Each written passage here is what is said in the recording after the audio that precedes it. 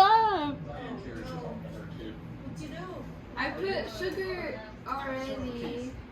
What did you make a mistake? I already put like this much in here, but I was supposed to put it in here.